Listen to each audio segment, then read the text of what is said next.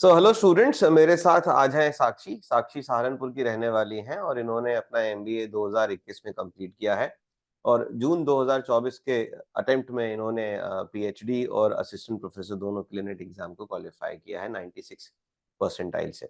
बाकी की जानकारी, बाकी की चर्चा साक्षी से करेंगे। साक्षी बताएंगे अपने जर्नी के बारे में। सो वेलकम साक्षी, कैसे हैं? गुड। तो साक्षी, आपका ये जो अटेम्प्ट था, पहला अटेम्प्ट था कि आपका रिपीटेड अटेम्प्ट था ये? नहीं सर, ये मेरा थर्ड अटेम्प्ट था। ओके। तो पहले तो ये बताएं, थोड़ा सा अपने बारे में बताएं, अपने एजुकेशन बैकग्राउंड के बारे में बताएं, कहाँ को बिलोंग करते हैं, फैमिली के बारे में थोड़ा बताएं। तो मेरी जो एजुकेशन हुई है वो यूपी बोर्ड से है। एंड उसके बाद मेरा साइंस बैकग्राउंड था, ये तो एकदम से इंटरेस्ट बना तो मैंने एमबीए फाइनेंस से किया है। एंड सर उसके बाद मैंने जॉब भी की थी बैंक, कोटक महिंद्रा बैंक में 1 साल। फिर उसके बाद मुझे मतलब मैं सेटिस्फाई नहीं थी, ना ही मुझे इंटरेस्ट आ रहा था। तो सर मैंने वापस से अपने प्रोफेशन को ही चूज किया, क्योंकि इसे पहले भी मैं कंटिन्यू कर चुकी थी, एज ए ट्यूशन पढ़ाती थी मैं। तो सर फिर वापस मैंने जॉब छोड़ के मैंने कॉलेज ज्वाइन किया। एंड देन वहाँ पे मुझे फायदा ये मिला कि मैंने साथ में बच्चों को भी पढ़ाया एंड उसके साथ में मेरे कॉन्सेप्ट भी क्लियर हुए। और सर आपकी तो यूट्यूब पे इतने सारे सेशंस है ही अवेलेबल, तो सर उसका भी बहुत ज्यादा बेनिफिट मिला। तो फर्स्ट अटेम्प्ट तो मैंने खुद से दिया, सेकंड भी दिया। सेकंड के बाद मेरे अंदर कॉन्फिडेंस आ गया कि अब बस टेस्ट सीरीज चाहिए, उससे हो जाएगा। कि पेपर टू के जो कॉन्सेप्ट थे वो आपके उससे बहुत ज्यादा क्लियर हुए हैं। तो ठीक है, आपने जॉब करा और देन यू रियलाइज्ड के आपको एकेडमिक्स में जाना है। तो फिर ये यस सर। कैसे डिसाइड हुआ कि एकेडमिक्स में आपको इसी पाथ के थ्रू जाना है कि आप नेट का एग्जाम लिखेंगे और फिर अपना इस एरिया में सर आगे बढ़ेंगे, इस फील्ड में आगे बढ़ेंगे? एक्चुअली मुझे छोटे लेवल पे इंटरेस्ट नहीं था, कि जैसे कि बीएड वगैरह मुझे उसमें इंटरेस्ट नहीं था। मुझे ये था जो अगर एकेडमिक्स में जाना है तो एक अच्छे लेवल पे ही जाना है, तो वो पीएचडी का ही था। तो इसलिए तो सर उसके लिए तो फर्स्ट यही है कि नेट क्लियर होना चाहिए। तो इसलिए सर मेन रीजन मेरा यही था। एंड देन सर अब आगे पीएचडी करनी है। ठीक है, तो जब आपने डिसाइड कर लिया कि नेट का तैयारी करना है और उसके बाद आपने पढ़ाई भी शुरू कर दी। आपने बताया कि आप कॉलेज में के साथ भी एसोसिएट हो गए थे तब तक, ताकि आपका पढ़ाई किसी न यस किसी सर। तरीके से आगे बढ़े। तो आप जब आप कॉलेज भी जा रहे थे और साथ में तैयारी भी कर रहे थे, तो आपने कैसे मैनेज किया अपना time table? Sir actually college होता था हमारा 4-10 तक, 9:30 से 4-10 तक की जॉब होती थी। देन उसके बाद आके मैं ट्यूशंस भी पढ़ाती थी, क्योंकि sir earning most important. And then sir उसके बाद 2 to 3 आवर्स नाइट में जो अगर पढ़ लिए तो ठीक है, या फिर सर सुबह को 1 to 2 आवर्स। बट ये था कि हाँ फिक्स है, इतना करना ही करना है। और जो अगर नहीं हो पा रहा है तो जो कॉन्सेप्ट वहाँ कॉलेज में पढ़ रहे हैं वो तो हेल्पफुल है ही, तो सर उसका ज्यादा बेनिफिट मिला कि जो हम पढ़ा रहे हैं ना और पढ़ रहे हैं तो वो हमारे माइंड में कहीं ना कहीं रह ही जाते हैं। तो और क्वेश्चन में जब वहाँ पे एमसीक्यूज आते हैं तो वो चीज कहीं ना कहीं हमें याद भी आती है। तो आपके लिए तो पेपर 1 ज़्यादा इम्पोर्टेंट था, मतलब पेपर 1 ज़्यादा डिफिकल्ट था या पेपर 2? सर पेपर वन के लिए तो मैंने तोशिबा मैम, गुलशन अख्तर मैम के लेक्चर्स देखे थे। तो पेपर वन में थोड़ी मेहनत ज्यादा करनी पड़ी, पेपर टू में थोड़ी मेहनत कम करके भी काम चल सकता है, क्योंकि वो मेरा ऑलरेडी है कि मुझे वहाँ पढ़ाना ही है। तो पेपर टू में मेरे लिए लकी ये था कि मुझे जो सब्जेक्ट मिले वो भी मेरे पेपर से रिलेटेड थे, कोई फालतू सब्जेक्ट नहीं मिले। तो इसलिए सर, और पेपर वन में थोड़ी मेहनत ज्यादा करनी पड़ी। तो कोई टाइम टेबल या कोई शेड्यूल नहीं बनाया आपने? सर मैंने बहुत बार ट्राई किया बट वो हमेशा टूट जाता था, वो कंटिन्यू रह ही नहीं पाता था। तो सर जिस टाइम जो मन किया वो पढ़ लिया। बस ये टारगेट था कि हाँ इस बार करना है, क्लियर तो करना है, वो हो जाएगा। तो आपका ये थर्ड अटेम्प्ट था, राइट? राइट सर, इस बार 3। सर सबसे ज्यादा मैंने टेस्ट सीरीज लगाई थी। हाँ, तो प्रैक्टिस मेरे को लगता है हैज़ पेड द रिजल्ट्स, और प्रैक्टिस के चलते जो है आपको फ़ायदा मिला भी है। हाँ सर, सबसे ज्यादा इस बार मैंने टेस्ट सीरीज ज्यादा लगाई थी। तो पहली 2 बार जब आप रह गए क्लियर करने से, तो फिर कैसे ओवरकम किया इसको? कैसे बने रहे इसमें कि नहीं, मेरे को करना तो है ही, चाहे एक अटेम्प्ट और लग जाए? भी 10 यूनिट्स हैं, पेपर 1 भी 10 यूनिट्स हैं, तो आपने अपने टाइम को कैसे डिस्ट्रीब्यूट किया था बिटवीन पेपर 1 एंड पेपर 2 जब आप प्रिपेयर कर रहे थे? सर मैंने ऐसे टाइम डिस्ट्रीब्यूट नहीं किया, मैंने जो जिस टाइम पे जो हो गया मैंने उसको कंटिन्यू किया कि होना चाहिए। मेरा टारगेट सिर्फ ये था कि होना चाहिए। अब किसको कम किसको ज्यादा ये मैंने नहीं सोचा, कि जिस टाइम पे मुझे जो, कभी कभी ऐसा होता है ना कि आपका मन नहीं करता करने का ये कॉन्सेप्ट, तो मैं उसे छोड़ देती थी, जो सा मन किया मैंने उसको पढ़ लिया। देन फिर एक बार बस एक अच्छे से देना है। तो सर उस बीच मैंने पूरा टेस्ट सीरीज वगैरह लगाया। देन तब इसमें बने रहना था, क्योंकि तो इस जाना बार इसी आप में है। तो इस बार आपके कितने मार्क्स बने हैं? सर 184। 180? जनरल कैटेगरी है, बिल्कुल बाउंड्री लाइन ही है। नहीं नहीं, ठीक है, अच्छा अच्छा स्कोर है काफी। तो अब क्या, अब यस आगे सर। जाके क्या जीआरएफ के लिए दोबारा से स्ट्रगल करेंगे, या अब पीएचडी और अपना रिसर्च कंटिन्यू करेंगे यहाँ से? सर पीएचडी तो, अभी पीएचडी के फॉर्म्स तो निकल चुके हैं, और पीएचडी जो जनवरी में आएगा अब उसमें देखेंगे। लेकिन हाँ सर, एक बार जेआरएफ के लिए तब दोबारा से प्रिपरेशन करनी है। अभी छूट गई है लेकिन अब दोबारा से स्टार्ट करनी हाँ, है। ज्यादा दूर आप हो नहीं अपने जीआरएफ के गोल से, थोड़ा सा एफर्ट डालेंगे तो बिल्कुल हाँ। आपको जी सर। फायदा मिलेगा। अब। Yes sir. अच्छा साक्षी, मेरे को ये बताओ, क्योंकि आपका मैनेजमेंट में फाइनेंस का बैकग्राउंड है और फाइनेंस के दो यस। यूनिट्स आते हैं, यूनिट 4 और 5, राइट? हम्म। तो आई थिंक उन यूनिट्स में तो आप कंफर्टेबल रहोगे। सर मेरे काफी सारे कॉन्सेप्ट क्लियर भी है और काफी सारे नहीं भी है, तो लेकिन ये था कि टारगेट है तो वो तो हो जाएगा। तो आपने यूनिट वाइज कुछ प्लानिंग किया था कि ये यूनिट्स पे ज्यादा मेहनत लगेगी, इन यूनिट्स पे कम मेहनत लगेगी, यूनिट वाइज नहीं कोई सर, स्ट्रैटेजी नहीं बनाई?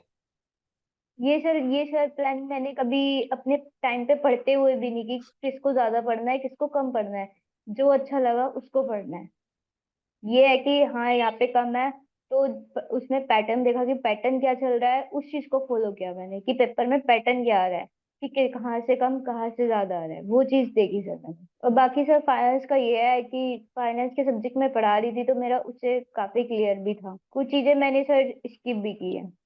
हाँ ठीक है, सारे के सारी चीजें, it's not very practically possible कि आप पूरा का पूरा 100% सिलेबस एकदम परफेक्ट करके जाएं, नहीं हो पाता। हर बंदे का अपना एरिया ऑफ इंटरेस्ट है, अपना बैकग्राउंड यस भी है, सर। जिसके हिसाब से उनको अपने स्ट्रैटेजी को चेंज करना होता है।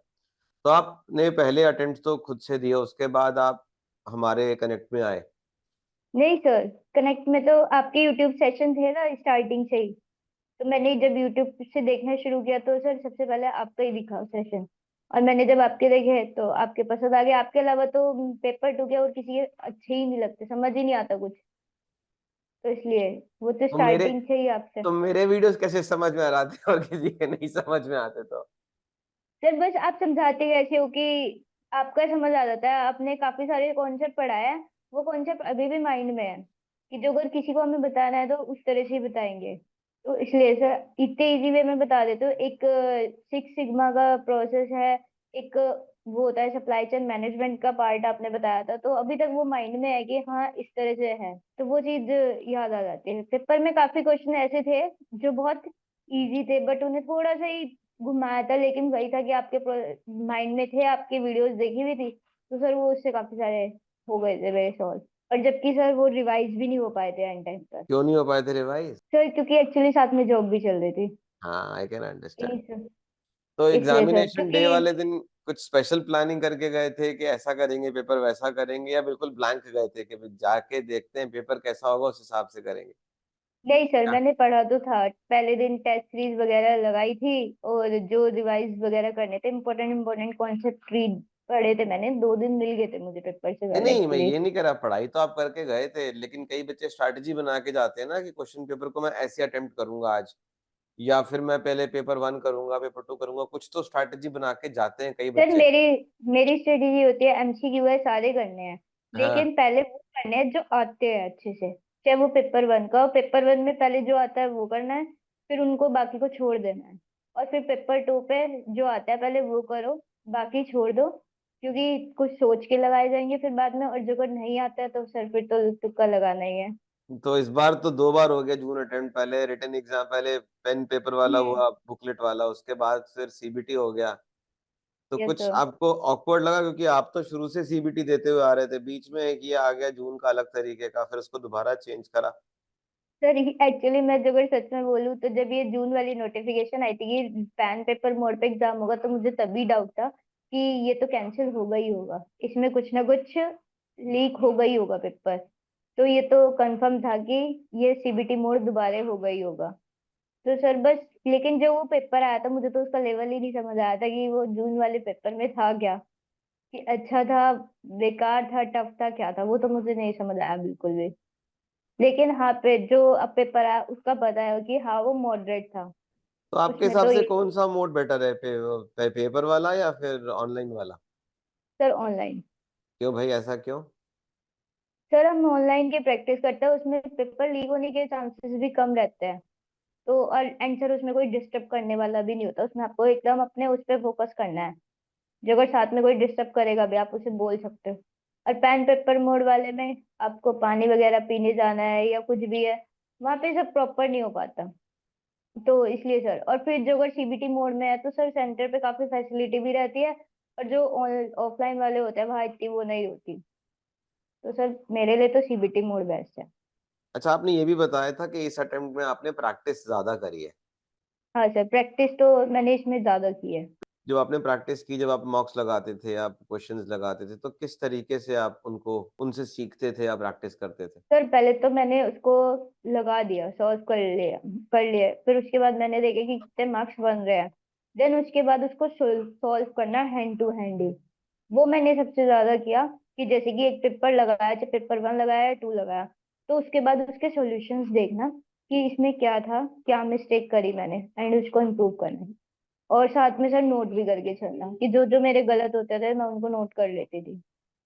भले ही मुझे पता है कि वो रिवाइज नहीं होंगे, मैंने एक कॉपी में लिख दिया है, लेकिन माइंड में वो याद रह जाएंगे, कि दोबारा खुलेंगे तो याद आ जाएंगे। या सर जैसे कि मैंने मॉक्स लगाया, तो जैसे कि उसमें कोई क्वेश्चन है और मुझे लगता है कि पढ़ा हुआ है और मैंने लिखा हुआ भी है, तो मैं कॉपी खोलती थी, उसको दोबारा देख के करती थी, ताकि जिससे वो याद रह जाए। अब जो बच्चे तैयारी करेंगे दिसंबर अटेम्प्ट के लिए, उनके लिए आपका कोई इनपुट, उनके लिए आपका कोई सजेशन या फीडबैक?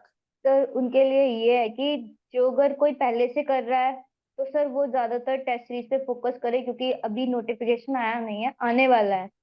तो ज्यादा से ज्यादा टेस्ट सीरीज जितनी पॉसिबल हो उतनी ज्यादा लगाए। और जो अगर सर कोई नया बच्चा है, तो सर उसको कॉन्सेप्ट वगैरह क्लियर करते करते साथ में टेस्ट सीरीज भी लगानी चाहिए, कि जो अगर उसके कुछ रह भी जाए कॉन्सेप्ट तो कोई बात नहीं, लेकिन टेस्ट सीरीज वो भी हैंड टू हैंड लगाता जाए, उसका भी उसको बेनिफिट मिलता है। अब जैसे हमने कोर्स बनाया और हम कोर्स में एकदम तरीके से पढ़ा भी रहे हैं, प्रैक्टिस भी दे रहे हैं, इसका आपको क्या लगता है कितना फायदा होता है बच्चों को? तो बहुत ज्यादा फायदा होता है, जो अगर कोई बच्चे से रेगुलर फॉलो कर पाए ना, उसके लिए तो बहुत बेनिफिट होता है। अब जैसे कि जो लोग साथ में वर्किंग हो गए, उनके लिए फॉलो करना मुश्किल हो जाता है, लेकिन हाँ जो अगर वो बाद में भी टाइम निकाल के कर सके तो कर लेते हैं। तो इसलिए सर मैंने कई बार जैसे कि स्टार्टिंग में बायजूस ज्वाइन किया, तब आपके लेक्चर स्टार्टिंग में मेरे पास टाइम मिला तो मैंने रेगुलर अटेंड किया, फिर बाद में वो धीरे धीरे छूट गए।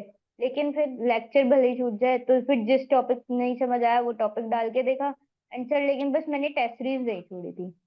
कि टेस्ट सीरीज जो टाइम नहीं मिल रहा लेक्चर लेने का, तो टेस्ट सीरीज मैंने फिर भी लगाई कंटिन्यू। प्रैक्टिस बहुत इंपॉर्टेंट है आपके हिसाब से। हम्म।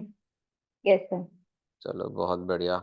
तो अब आगे दिसंबर जनवरी में जो नोटिफिकेशन आएगा पीएचडी का, उसमें आप एनरोल करने का सोच रहे हैं? हाँ सर, मेरा पीएचडी प्राइवेट कॉलेज से करने का है, क्योंकि हम्म, सर गवर्नमेंट गवर्नमेंट के लिए तो ये है कि फिर काफी सारी चीजें छोड़नी पड़ती है, और इस वजह से मेरा प्राइवेट से करने का है। हाँ ठीक है, कोई दिक्कत नहीं है उसमें। ऐसा कुछ वो नहीं है कि गवर्नमेंट से ही होना चाहिए, प्राइवेट कॉलेज से नहीं या यूनिवर्सिटी से नहीं हो सकता। आपका रिसर्च अच्छा होना चाहिए, आप मेहनत करें उसमें, अच्छे से सीखें। और आपका ये लर्निंग कर्व खत्म ना हो जाए, यानी कि अगर आप पीएचडी कर रहे हैं, अपना रिसर्च कर रहे हैं, तो वहाँ पर भी आप कुछ ना कुछ नॉलेज या स्किल एक्वायर करते चले जाएँगे, तो आगे जाके आपके लिए फ्रूटफुल ही होएगा। कुछ यस सर। रिसर्च पेपर्स भी लिखने की सोच रहे हैं मीनव्हाइल? हाँ सर, अब तो रिसर्च पेपर भी लिखने हैं, क्योंकि कॉलेजेस में भी मांगते हैं रिसर्च पेपर, उसी के बेस पे आगे स्कोर वगैरह जनरेट होता है। एंड सर होने भी चाहिए रिसर्च पेपर, बट वो समझ नहीं आती सर कि रिसर्च करे कैसे। ये चीज नहीं समझ आता हमारे एरिया में, मतलब किसी एरिया में होता है ना कि फील्ड में जाके करनी है, हमारे वाले डोमेन में नहीं समझ आ रहा कि किस पे करें। कुछ चीज समझ आती है फिर कंफ्यूजन हो जाता है, नहीं, तो सर आपको इस पे गूगल थोड़ी से। एक अच्छा स्टार्टिंग पॉइंट है कि आप गूगल स्कॉलर पे जाएँ और जो भी हम्म। आपके एरिया ऑफ इंटरेस्ट है, उन कीवर्ड्स को टाइप करके ना कुछ रिसर्च पेपर्स आप डाउनलोड करके पहले पढ़ें। तो आपको एक ओके। बेसिक आइडिया मिलेगा कि क्या कैसे होता है, क्या करना है, क्या आप कर सकते हो, तो वहाँ से आपको बेनिफिट मिलेगा बेटा। ओके, ये आप कर सकते हो, ठीक है? ओके। चलो, मेरी तरफ से आपको बहुत-बहुत शुभकामनाएँ। All the very best, stay connected and अच्छा करें आगे और अच्छा पढ़ाई करें और अच्छे जाके एक बढ़िया से असिस्टेंट प्रोफ़ेसर बने आप, ठीक है? Thank you sir. आपसे गॉड बात ब्लेस। करके बहुत अच्छा लगा। मुझे तो मुझे उम्मीद ही भी। नहीं थी कि ऐसे हो पाएगा। वैसे तो लेकिन आप क्लास में ही मुलाकात हो पाती थी ज़्यादातर तो। यस सर, लेकिन वहाँ भी सिर्फ टाइप करना पड़ता था, ऐसे फेस टू फेस होगी। आपकी टीम का कॉल आया, तो पहले तो मैं लेक्चर में थी, तो इस वजह से शायद उठा नहीं पाई, लेकिन मैंने देखा ये कोई वैसा कॉल है, तो मैंने तभी उठाया। मैंने कोई बात नहीं, पहले कॉल उठाते हैं। तो फिर आपकी टीम ने कहा कि आप से बात हो रही होगी, तो सर मैंने फिर एकदम से हाँ कर दी, मैंने आप कर दीजिए। देखो क्योंकि कोशिश ये रहती है कि जब हम आप लोगों से इंटरैक्ट करते हैं इस माइलस्टोन के बाद, तो आपका कॉन्फिडेंस तो बूस्ट होता ही होता है। आने वाले जो स्टूडेंट्स हैं, जो जो कन्फ्यूज़्ड होते हैं, जो या फिर जिनको लगता है कि ये यूजीसी नेट जैसा एग्ज़ाम तो बहुत ही मुश्किल है क्रैक करना। तो जब आप जैसे लोगों से इंटरैक्ट करते हैं, तो उनका भी मोटिवेशन और उनका भी मोराल बढ़ता है कि यार जब ये लोग कर सकते हैं, तो हम भी कर ही सकते हैं, बस थोड़ी मेहनत की यस बात है। सर।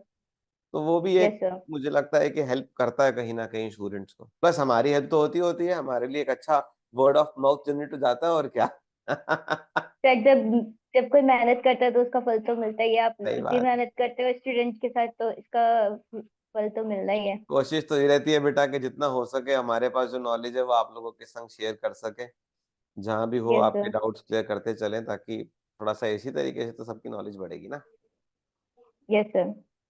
चलो, आपको बहुत-बहुत शुभकामनाएँ। Thank you so very much and God bless you. Thank you sir. Bye-bye.